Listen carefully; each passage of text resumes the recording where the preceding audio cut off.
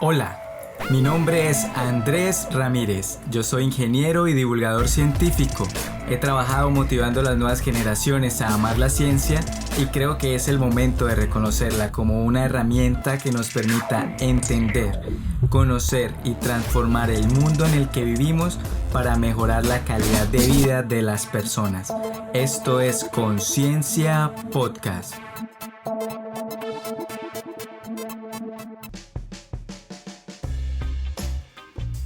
Bienvenidos a Conciencia Podcast. Esta es la segunda parte de la entrevista con Elisa Chaparro, quien es bióloga de la Universidad de los Andes y una superdivulgadora científica.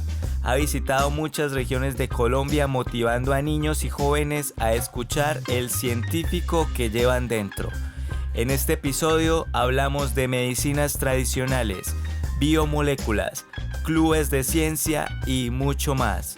¡Empezamos! ¿Qué has aprendido en todo este tiempo trabajando con los 100 pies?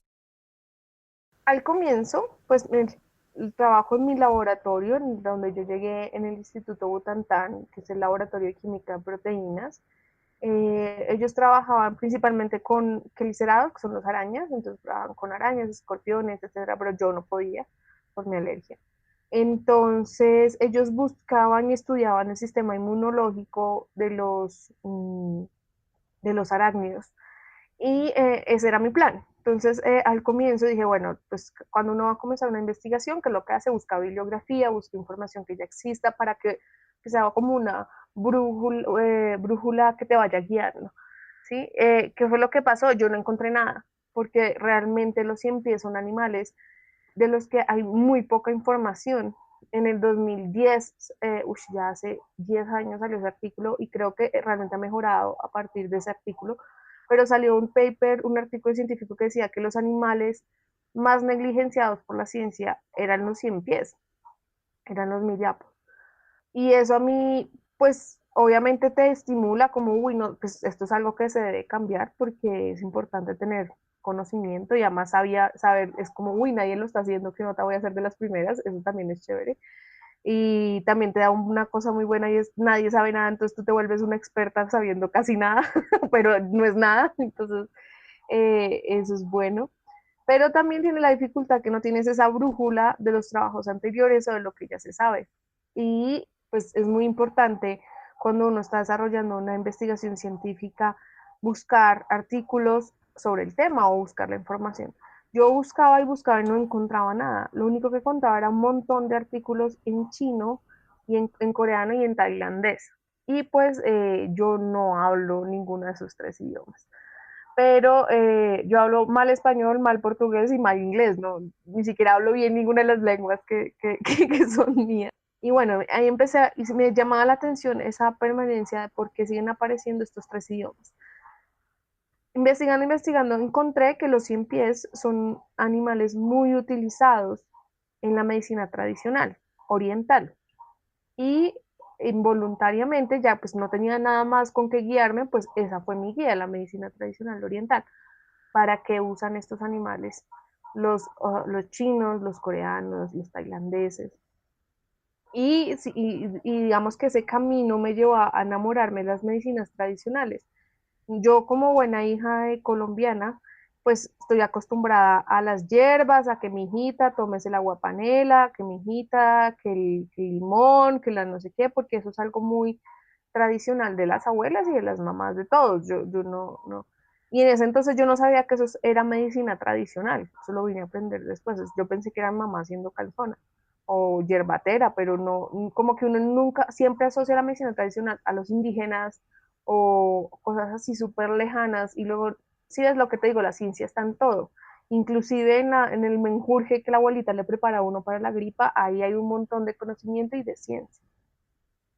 Entonces, sin querer, empecé a estudiar todas las aplicaciones pues, sin querer, no, ya luego fue queriendo, empecé a estudiar todas las aplicaciones de los 100 pies en la medicina tradicional y me di cuenta que los utilizaban para el tratamiento del Alzheimer, del Parkinson, de la gripa, del hongo en los pies, o sea, era más o menos la cura milagrosa y eso a mí me causaba mucha curiosidad porque ¿cómo es posible que en un momento en donde la farmacia y los desarrollos científicos son tan impresionantes, y más si lo piensas, son muy impresionantes en China y en Corea, donde hay farmacéuticas enormes, ¿cómo es posible que hasta el sol de hoy ellos sigan confiando y utilizando este tipo de medicamentos de una manera tan activa? Y es que el 40% de la población de allá se mantiene principalmente con medicinas tradicionales. Entonces, cuando piensas que primero son las poblaciones más grandes del mundo y el 40% lo utiliza, es importante que en lugar de simplemente juzgar y decir eso es pseudociencia, eso es magia, eso es ignorancia, eso es, no sé, ser primitivo, hay de pronto alguna explicación porque debe funcionar. La gente no es tonta tampoco, no somos los únicos, los occidentales no somos los únicos que pensamos bien y el resto es tonto. O sea, eso sería muy cretino y tonto de nuestra parte pensarlo. Entonces ahí comencé yo y planteé como por qué no le damos un soporte científico a estas medicinas y vemos si, por qué funciona o por qué no funciona. En ese entonces, en mi laboratorio, los que trabajaban con arañas trabajan con sistema inmunológico y terminaban trabajando con moléculas bioactivas, pero esa era su lógica. La mía fue, comencé a trabajar, a estudiar las medicinas tradicionales y terminé trabajando con moléculas bioactivas. Llegamos al mismo punto, pero por caminos diferentes. Y luego yo terminé también trabajando con sistema inmune de los 100 pies, pero, o sea, como que mi vuelta fue al revés. Yo comencé por las medicinas tradicionales, llegué a moléculas bioactivas y luego los del resto de mi laboratorio comenzaba con sistema inmunológico, moléculas bioactivas y de ver mi trabajo con medicinas tradicionales, también empezaron a buscar si había algo con arañas y pues obviamente empezamos a encontrar. Entonces sí ves como a la vida a veces pero terminamos encontrándonos esos caminos en común. Yo que encontré, pues encontré moléculas que en efecto son anticancerígenas, encontré moléculas que en efecto matan bacterias, encontré moléculas que en efecto matan virus, los que podrían explicar por qué estas medicinas de hecho funcionan. ¿Cuál es el problema? Y yo digo, porque la gente entonces dice, como entonces vámonos a comer un espaguetis de 100 pies, porque ahí está la cura contra todo. Y es como, no, obviamente estas medicinas tradicionales, como no depuran las moléculas exactas, sino que te dan un montón de información para el hígado y el páncreas, porque te estás comiendo un bicho entero con un montón de moléculas buenas, pero otro montón que no, que son tóxicas, pues hay un montón hay efectos secundarios importantes. Entonces hay estudios en donde se muestra que pacientes que duran más de un año tratando sus enfermedades con 100 pies han necesitado trasplantes de hígado. Entonces, todo ese tipo de cosas no es que sea verdad o sea mentiras, sino que tienes que verlo con las gafas de los datos y de la información. Entonces, sí, funciona, claro, funciona porque existe esta molécula, porque realmente hay elementos que pueden generar los resultados que ellos están obteniendo. Pero también hay que agradecer que la ciencia se ha desarrollado lo suficiente como para poder extraer solo las moléculas buenas y poder desarrollar tal vez un medicamento y disminuir los efectos secundarios. Entonces, eso es lo que pasa cuando dos culturas o dos pensamientos se juntan. No es que uno le reste al otro o uno muestre que la otra tiene razón, sino que se alimentan y dan un producto todavía más elevado. Y creo que eso se logra cuando uno mezcla la ciencia nuestra con la ciencia ancestral. Y eso yo lo he traído el resto de mi vida. Entonces, si hablo con los guayú, una de las cosas que me encanta es que ellos el boldo que acá nosotros en Cundinamarca lo usamos para el hígado, a ellos el boldo lo llaman acetaminofén. Y si a ti te duele la cabeza, te dan un té de boldo.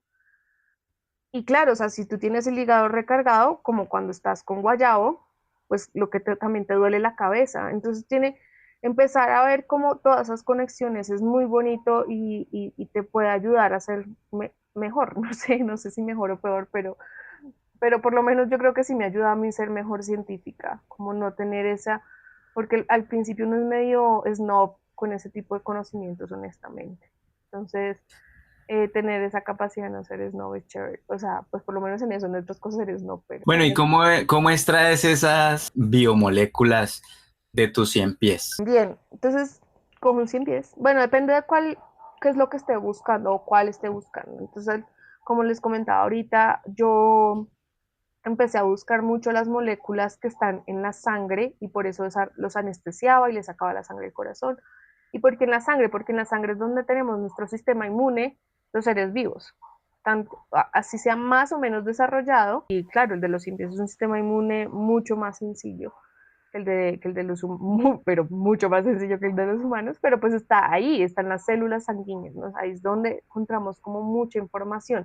Obviamente en las otras órganos podemos encontrar información, pero para mí era primordial primero mirar en las células, en la sangre. Ellos no tienen sangre, sino se llama hemolinfa, la sangre de los simpios es la hemolinfa. Y entonces sacaba, extraía la sangre y lo primero que hacía era, como hacen con nuestras muestras, separaba el plasma de las células. Una vez ya tenía el plasma y las células, ya lo que hacía era, digamos, romper por diferentes mecanismos moleculares las células de estas células para que liberaran su contenido y ahí mirar qué podía encontrar.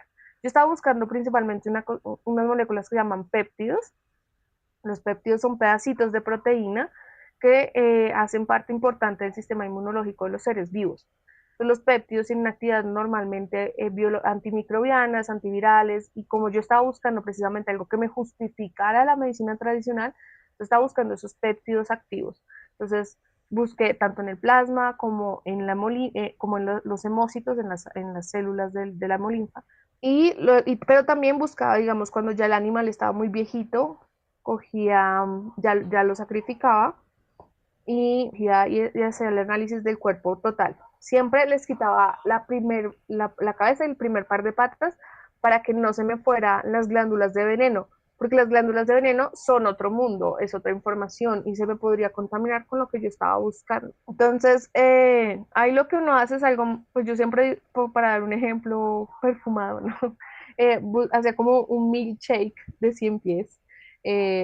Se hace una solución con un montón de químicos que van a garantizar que los contenidos celulares sean liberados, etcétera, etcétera. Y luego lo pasas por un colador, por un equipo que se llama cromatógrafo líquido de alta eficiencia, un HPLC, pero que al final es un gran colador molecular.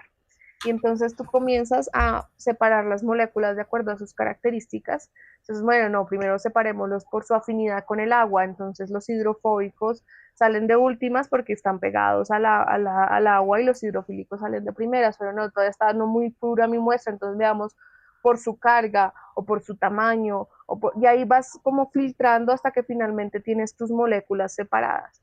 Es un proceso que suena súper imposible, pero la tecnología ha desarrollado tanto que la verdad yo me demoraba 2 semanas haciéndolo. Y luego ya cuando tenía mis moléculas lo que hacía era probarlas, ¿no? Entonces ponía cada muestra que tenía estas moléculas y las ponía con bacterias que estuvieran creciendo. Y el resultado era un sí y no. Mi molécula mató la bacteria o no la mató. Mi molécula mató el hongo o no lo mató. Mató el virus o no. Y ya, o sea, eran cosas muy sencillas, eran cosas muy directas. Y una vez ya dices como, sí, esto tiene actividad, entonces sigues analizándola y bueno, pero tú quién eres, porque tú hasta ahora tienes un montón de goticas en las que tienes que tener fe de que ahí hay algo, porque son gotas que tú no tienes en tu ojo la capacidad de ver si ahí hay nada, son gotas transparentes, pero tienes que creer que ahí está tu molécula, tienes que creer, ahí está un poco que esa fe científica. Y obviamente luego ya empiezas a caracterizarlo. Entonces ya sabes que era hidrofóbico, que estaba dentro de este tamaño, pero no tienes como muchas características. Entonces lo que haces, bueno, entre muchas cosas, bueno, primero miras si la muestra realmente está pura y luego utilizas unos equipos que son los espectrómetros de masas. Es que cogen y se le disparan como energía a tu molécula para que explote. Obviamente todo esto es súper chiquito, o sea, no es como, o sea, está sonando como muy película. Y los pesos de esas subpartículas ya los tenemos muy estudiados, que son los aminoácidos, y sabemos cuánto pesa cada aminoácido, eso ya lo conocemos, gracias a otros estudios. Entonces, puedes empezar a armar como ese rompecabezas, como esta parte está aquí, esta parte está acá, esto que voló tanto es el aminoácido más liviano, entonces esta molécula tiene ese aminoácido. Entonces empiezas a jugar como un sudoku mental donde restas, multiplicas y entonces ya luego puedes decir como, ok, esta es la estructura molecular de esto que está matando esta bacteria. Vamos a las bases de datos, vamos a ver lo que ya se conoce, a ver si ya alguien la había encontrado o no. Y como en los 100 pies no había encontrado nada, todas mis moléculas eran nuevas. Yo no las inventé porque las inventó el 100 pies, pero yo fui de las primeras, yo las descubrí. Entonces tenía la oportunidad de decir nuevo péptido, o sea, descubrir una nueva molécula que antes dentro de la ciencia no era conocida. Entonces más o menos es el proceso, no sé. Y luego uno lo que hace es sintetizar la molécula para no tener que estar matando 100 pies y torturándolos. Entonces ya tienes, como ya tienes la estructura, es más fácil sintetizarla y sintéticamente ya no necesitas al 100 pies para producirla. Y puedes producir una gran cantidad. ¿Estas moléculas tienen aplicaciones en la medicina normal? Son potenciales. Hasta ahora que de los 100 pies no hay, pero hay muchas moléculas que han sido extraídas de otros animales que, claro, que ya son utilizados.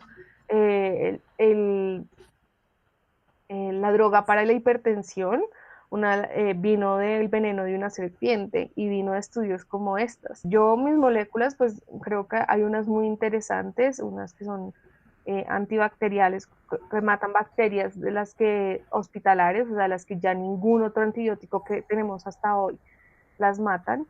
Entonces, digamos, es prometedor, pero, o sea, sí es posible, pero esto es un proceso que dura años. La gente piensa que es como, ya descubrí y entonces lo pueden comprar en Colsubsidio. No, en su droguería más cercana.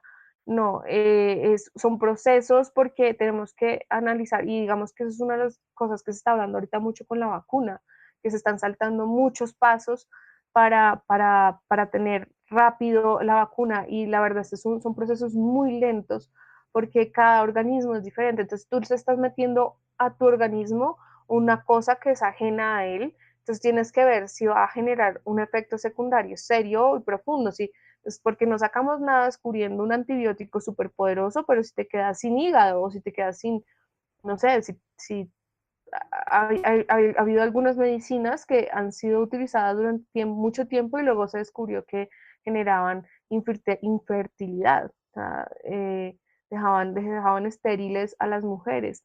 Entonces, todos esos estudios se demoran mucho, la gente no es como descubrí algo en el laboratorio y ya lo puedo vender, no. O sea, vienen los ensayos in vitro, vienen luego los ensayos en vivo, que normalmente son en animales, hacia la gente no le guste, es mejor probar a veces en un ratón que probar en su mamá, ¿sí? Digo yo, a mí me parece.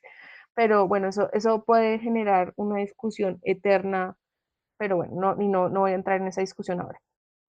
Luego comienzan los preclínicos y son 4 tipos de preclínicos y creo que lo de los preclínicos la gente ahorita está más acostumbrada a escucharlo por todo lo de la vacuna. Entonces está el preclínico 1, 2, 3 y vamos ahorita la de Oxford, la vacuna de Oxford cayó en el preclínico 3 porque estaba generando efectos secundarios tan serios que no puede ser considerado para uso humano. Entonces digamos que muchas de las moléculas que se descubren que pueden ser muy prometedoras, se pierden en ese camino, pero pues la idea es que lleguen algún día.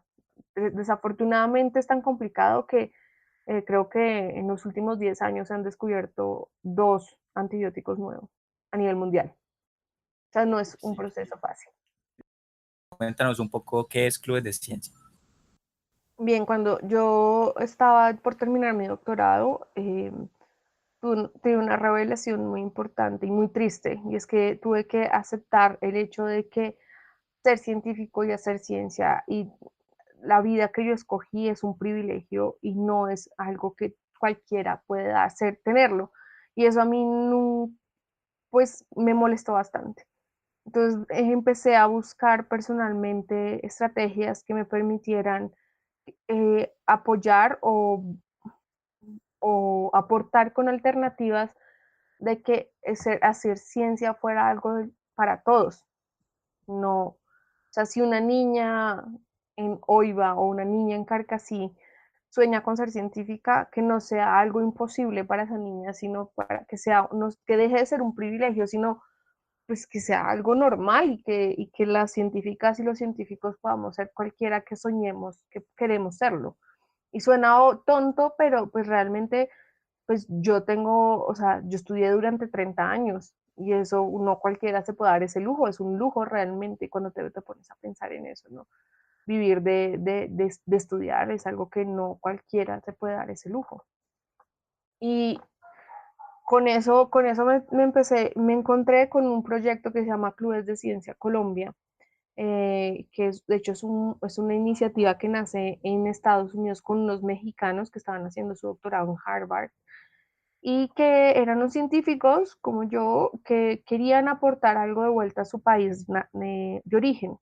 Entonces nace Clubes de Ciencia Internacional con Clubes de Ciencia México y a los 3 meses tenemos los primeros Clubes de Ciencia en Colombia, que es un proyecto que durante una semana científicos donan su tiempo, son voluntarios durante una semana y hacen talleres o clubes, que nosotros llamamos clubes, de una semana sobre un tema específico. Y entonces a esos clubes invitamos a niños de todas las características y de todos los backgrounds y de todas las realidades posibles en diferentes en diferentes ciudades del país, a tener una semana un club sobre un tema con un experto, con un gran científico, y eso es maravilloso. Y entonces son científicos que vienen de todas partes del mundo. Entonces un niño está teniendo clases con un chico que está haciendo su doctorado en Oxford o en Cambridge o en Sao Paulo, como yo, ¿sí? ¿No? Y también hay otro instructor, es un par de científicos que están dictando estos talleres, que está haciendo su doctorado, sus estudios o que es investigador aquí en Colombia. ¿Eso por qué? Porque es muy importante que los chicos entiendan que pueden hacer ciencia en Colombia o en la China, que realmente la ciencia te abre el mundo y te abre oportunidades y te abre el mundo, o sea, no hay otra forma de decirlo. Entonces, ¿qué es lo que buscamos? Que no que todos se vuelvan científicos de pronto. Bueno, todos somos científicos, pero bueno, es otro, que no todos se vayan a volver estudiantes de biología o de química, sino que si uno se vuelve abogado y se vuelve el presidente de la República algún día, recuerde estos clubes de ciencia, diga, invertir en ciencia es importante.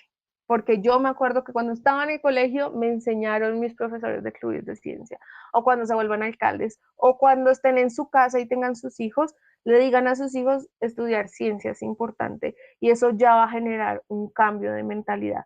Entonces, clubes de ciencia nos abre esa oportunidad y me abría esa oportunidad.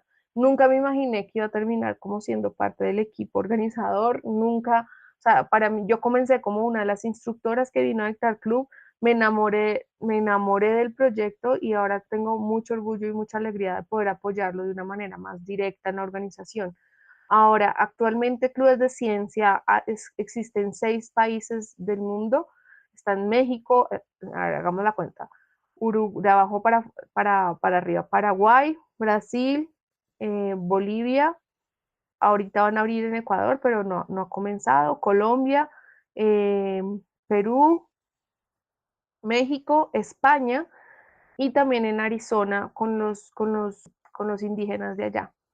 Entonces, como ves, es un mecanismo de enseñar ciencia, no es el único, no es el mejor, pero es un mecanismo, no es el peor tampoco, es un mecanismo más, pero que ha sido muy exitoso y que los chicos realmente se apasionen. En Colombia, de todos estos países, Colombia es el que más clubes hace por año y el que más niños impacta. Somos el programa más grande de todos estos países y sabemos la responsabilidad que tenemos.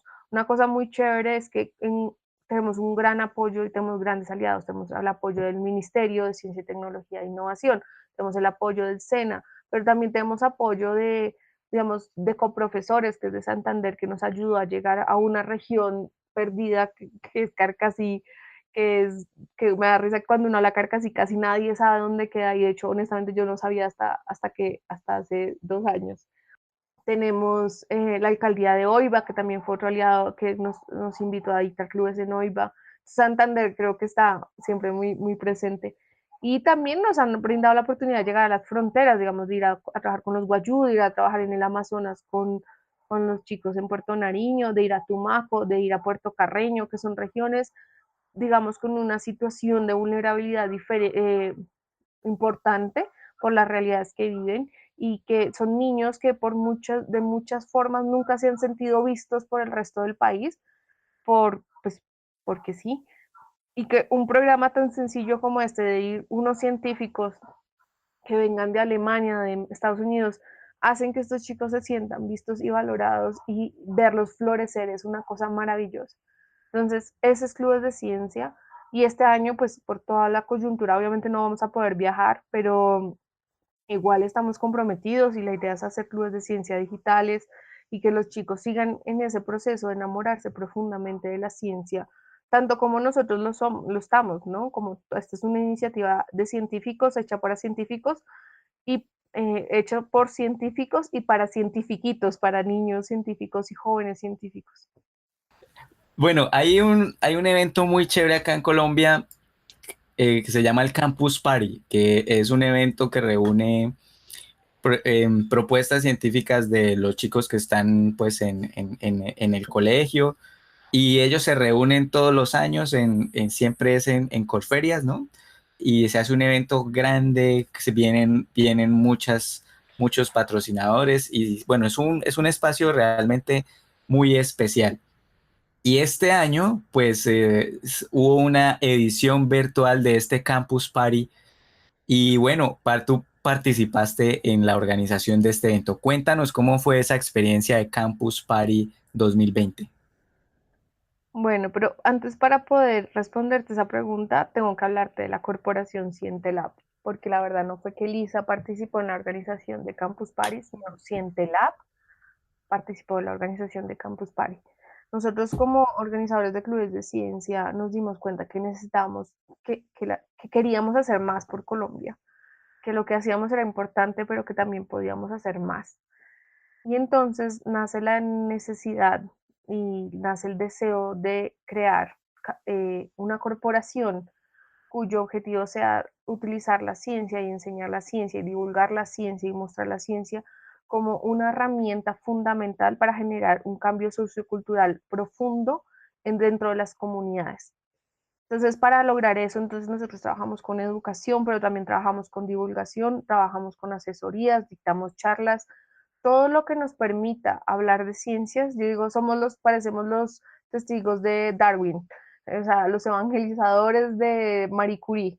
Vamos por donde nos abran la puerta, entramos para hablar de ciencia, de hablar de la importancia de la ciencia y también empoderar las comunidades a las que vamos con ciencia, porque cuando tú entiendes que no necesitas grandes equipos, pero una buena idea y tener la disciplina y el pensamiento lógico para desarrollarla, puedes generar grandes cambios. Entonces, si un niño encuentra en la Guajira la forma de generar, aprende a utilizar las celdas solares y entiende que el sol puede ser una fuente de energía eléctrica, pues ya está generando un cambio importante en una comunidad que normalmente no tendría acceso a la energía eléctrica. Entonces, y eso es un cambio social fundamental. Entonces, ahí nace Cientelab. Este año, como tú comentas, nos invitaron a organizar el escenario, pues igual como si estuviéramos en Corferias, estaría separado por pabellones. Entonces, digamos, lo equivalente a un pabellón, nosotros lo llamamos palco en el mundo digital, y era el palco de ciencia y salud. Y la verdad, pues era pues al principio dudamos mucho en aceptar o no, porque no es algo lo que estamos acostumbrados nosotros a hacer. Sin embargo, era una oportunidad de oro, porque era poder hablar de ciencia durante 3 días y nos dieron carta blanca, nos dijeron, enfréntenlo de la manera que ustedes crean que deban hablar. Y una de las cosas que la gente piensa que ciencia es, la limitan mucho y piensan que la ciencia es la de los de bata blanca, que están en un laboratorio con tubos de ensayo en la mano, y la ciencia es muchísimo más. Entonces nos abrió esta oportunidad de romper esos estereotipos. Entonces quisimos hablar de, bueno, qué es ser un científico, y me acuerdo que esa fue la primera conversatorio que tuvimos. Entonces tuvimos gente de todas las formas, donde hay científicos jóvenes, hay científicos que son mamás, hay científicos pues no sé, que también salen, bailan, o sea, no sé, son gente normal al final de cuentas. Entonces, romper ese estereotipo que es un científico. Y la idea es que nos propusimos mostrarles un montón de información para que al final la gente viera la ciencia está en todo. Entonces hablamos de astronomía, hablamos de fake news, hablamos de biología, pero hablamos también de, o sea, de todo lo que pudimos saber de educación en la ciencia, hablamos sobre inteligencia artificial, hablamos, o sea, hablamos de música y como en la música hay muchísima ciencia que la gente, pues la gente piensa y separa normalmente lo artístico de lo científico y hay mucha belleza, hay mucho arte en la ciencia y lo mismo, hay mucha ciencia en el arte. Entonces hablamos con músicos maravillosos que aceptaron también esta idea loca, porque también si tú le dices a un músico, no, mira, no te quiero para que cantes, sino para que hablemos sobre cómo en tus composiciones hay matemáticas, o sea, nunca, y fueron, se pusieron a 10 y fue genial. Tuvimos una cuentera que contó una historia de amor y enseñó un montón sobre la peste negra en Italia, que fue una gran pandemia antes como esta que estamos viendo. Entonces, claro, estaba hablando de una historia de amor y que uno se enamoró del otro, pero en el cuento les enseñó un montón de información sobre la peste negra y fue también genial. Entonces, fue mostrar cómo la ciencia está en todo y hay mil formas de contar la ciencia. Y fue una experiencia increíble. Al final, claro, estamos, como dice mi mamá, para recoger con cucharita, porque pues es muy intenso, son 3 días sin parar, fueron casi 40 conferencias en total, y cada una, se acababa una y comenzaba otra, no teníamos ni 30 segundos de descanso entre una y otra. Pero fue muy lindo y creo que hubo una participación muy grande y la gente, pues, no sé si tú tuviste la oportunidad, sé que queremos, si se nos da la oportunidad de volver el próximo año, de volver a hacer esta locura, no sé si va a salir igual de bien, pero pues lo intentaremos. En realidad yo asistí a varias y como no pude estar en todas, quedaron todas ahí en el YouTube. Estoy tratando de adelantarme con todas las que no vi, pero me gustó muchísimo el Campus Party de esta edición virtual. Yo estuve hace unos años en Bogotá en un Campus Party pues presencial y fue una experiencia realmente muy especial estar con los chicos y verlos emocionados, mostrando los proyectos en los que están trabajando. Esto fue realmente muy bonito, pero esta edición virtual también me gustó bastante. Entonces, pues muchas felicitaciones a todo el grupo de Cientelab y pues que sigan trabajando en este tipo de actividades. Yo creo que hay una cosa muy poderosa en la virtualidad. O sea, se pierde mucho, obviamente somos seres sociales y las cosas presenciales son fundamentales, como nos hemos dado cuenta últimamente. Pero la virtualidad es muy poderosa porque nos permite tener invitados de todas partes del mundo. Yo me acuerdo que teníamos un muchacho que era astronauta que estaba en Italia y cuando él se conectó para leer a las 3 de la mañana, pero si no fuera virtual, obviamente no hubiéramos podido pagarle el pasaje que para que se viniera de Italia y hablar. Y otra cosa es que permitió a gente de todo el país participar. Cuando se hace presencial, solamente, pues normalmente termina limitado al público bogotano o al de Medellín, que también tiene Campus Party. Entonces, se limita mucho. La virtualidad permite una participación de gente de todo el país y de gente que siempre había querido y no había podido estar porque no se había podido pegar el viaje. Entonces, creo que es bueno ahorita cuando pase todo esto, porque va a pasar. Tal vez no descartar totalmente la virtualidad.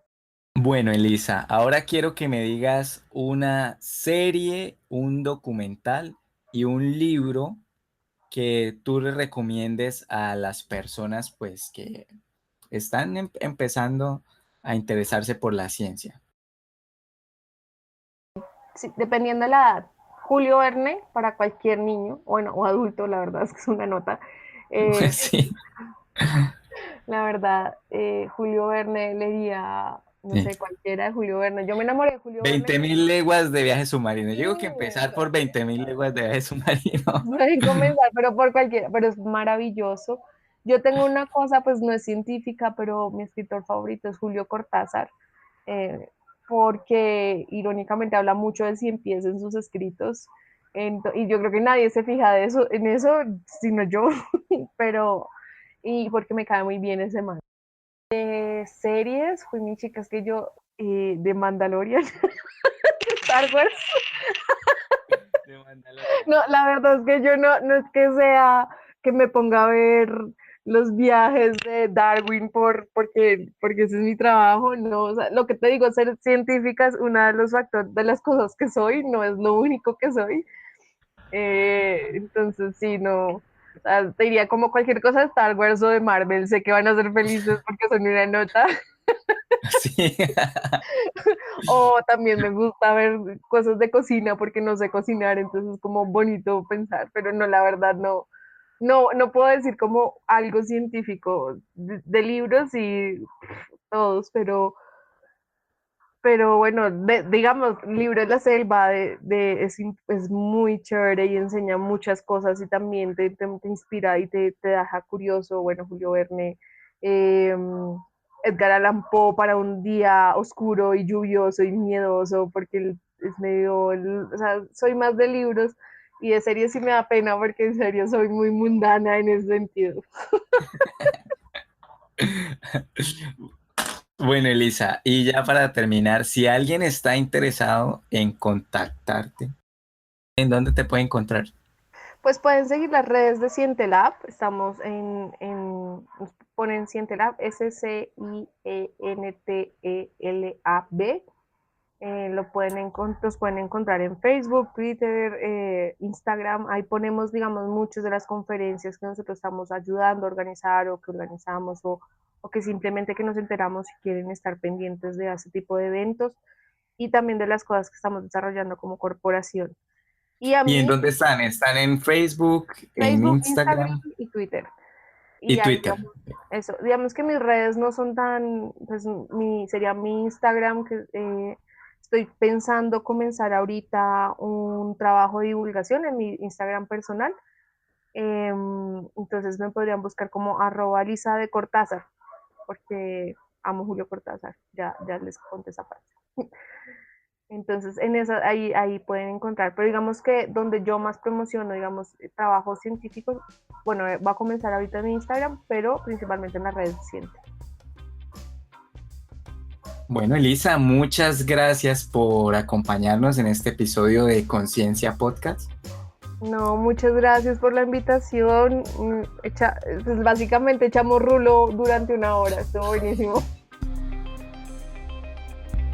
Nos pueden contactar en Instagram como Conciencia Podcast y en Facebook como concienciapodcast.co. Recuerda que estamos en Google Podcast, Apple Podcast, Spotify, YouTube y todas las aplicaciones de podcast. Suscríbete y comparte. Este episodio fue producido y dirigido por Andrés Ramírez, @andres.ramirezq. Editado por Pedro Duarte, @PedroDuarte1120. El trabajo gráfico fue realizado por Vanessa Duarte, @VanarDesign. Gracias por escucharnos. Hasta la próxima.